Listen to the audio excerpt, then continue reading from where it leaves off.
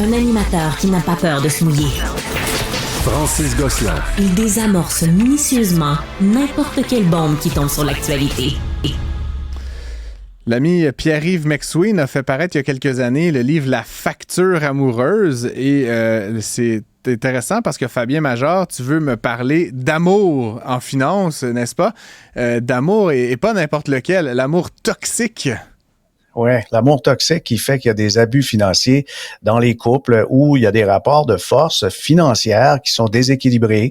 Quand un des deux conjoints, par exemple, apporte la majorité des revenus de la famille, il y a des relations toxiques où, évidemment, ça se fait sentir. Puis, il existe un terme, je pense qu'il est bien choisi, la maltraitance financière.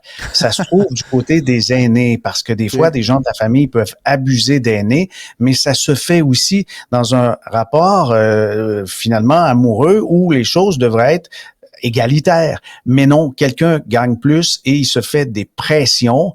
Et il y a des situations où, par exemple, c'est peut-être la personne qui gagne le moins qui décide de mettre des pressions inverses. Je m'explique. On a dans un couple, peu importe que ce soit un couple homosexuel, hétérosexuel, ça n'a pas d'importance si un partenaire ne paie pas sa part des factures. Ou encore, un des deux accumule des dettes.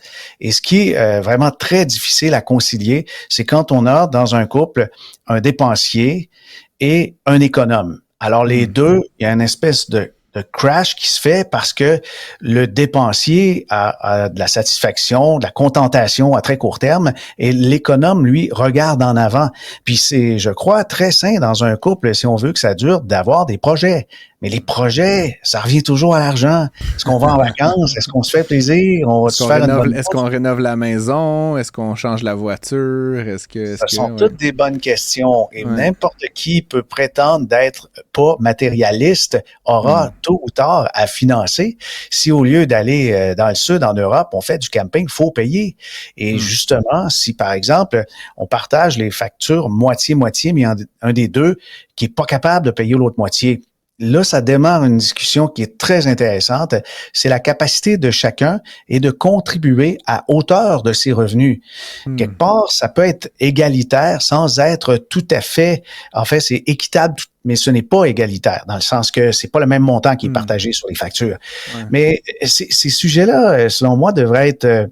presque abordé dans les premières rencontres parce que quand on commence à qui paye le resto finalement un peu, hein? Ça peut même commencer à la première rencontre, Fabien Major. Où je l'aborderais avec, par exemple, parle-moi de ta dynamique de couple. J'imagine les deux tourtereaux qui se sont rencontrés sur Tinder, premier lunch, puis il y en a un qui dit « Comment tu gérais tes finances? Wow! » Combien tu as dans ton REER? Ouais, non, mais ça se passe bien, tout ça. Maintenant, tu es célibataire, mais qu'est-ce qui n'a pas marché? Puis on essaie de creuser un peu la question, puis les finances devraient être abordées très rapidement. Et pourquoi je pense ça? C'est que c'est une des premières excuses des ruptures. Une mésentente financière. Mais la toxicité fait que des fois, c'est insidieux et les problèmes débutent de façon, je dirais, très, très, très graduelle. Au bout d'une relation de 6 mois, 1 an, il y a quelqu'un qui, par exemple, dit « Regarde, c'est ma maison, on laisse ça comme ça, mais toi, paye l'épicerie, paye les taxes, puis paye, je sais pas, l'hydro et toutes les affaires, finalement, qui ne contribuent pas à l'augmentation de valeur du patrimoine. Ouais. Parce qu'il n'y a pas de relation avec des enfants ou une situation, par exemple, sous le sceau du mariage ou un contrat comme tel de vie commune. Mais c'est ça la solution, finalement, Francis.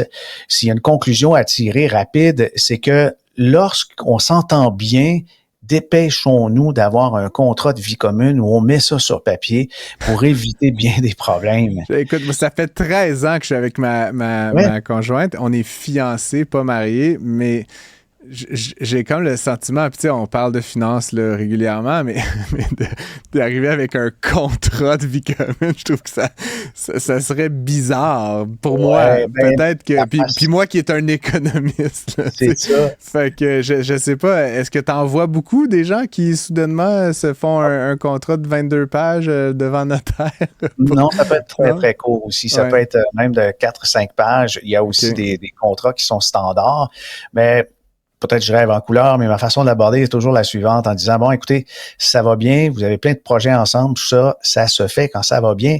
Et c'est parce que ça va bien que vous le suggérez. Puis, je veux que notre relation soit harmonieuse. C'est pour ça que tu es d'accord pour qu'on sépare, par exemple, les factures, 3/4 pour moi, 1/4 pour toi parce que les revenus sont déséquilibrés, mettons-le sur papier.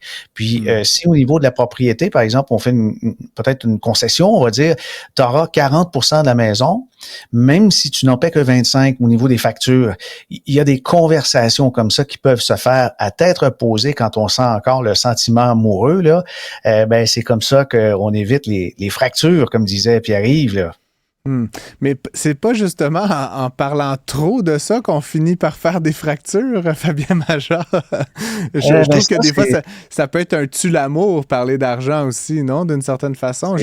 Encore une fois, là, je veux pas trop dévoiler ma vie personnelle, mais tu sais, il y a eu des conversations financières qui se sont moins bien passées que d'autres en 13 ans de vie commune. Puis tu sais, c'est souvent un sujet sur lequel souvent on s'entend super bien, mais souvent sur lesquels il peut y avoir justement là, tu sais, des visions divergentes sur on fait quoi, la maison, la voiture, le voyage, tu sais, comme ces grandes dépenses-là. Puis éventuellement, ça vient attaquer carrément l'identité du couple. Donc c'est un terrain miné, j'ai envie de dire, pour la plupart des gens, ouais.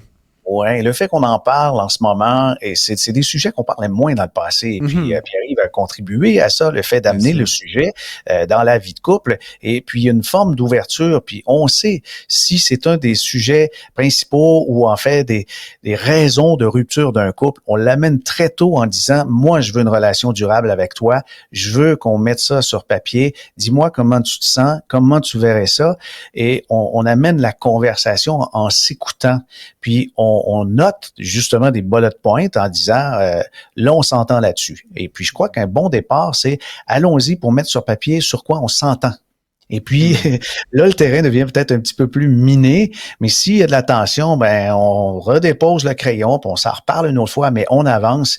Puis si on se donne, par exemple, une date en disant, ben, d'ici 2025, là, on va avoir tout notre matériel pour se rendre chez le notaire, puis comme ça, on va éviter les relations, les quiproquos, puis les mésententes, parce que la finance, c'est vrai que c'est explosif, mais quand ça va bien, puis je crois que la vie de couple peut durer encore plus longtemps. Un bon sujet de vacances, Fabien Major. Merci d'avoir Merci d'avoir été avec nous à l'émission. Bon week-end à toi. On se reparle très bientôt. Toi aussi, bye.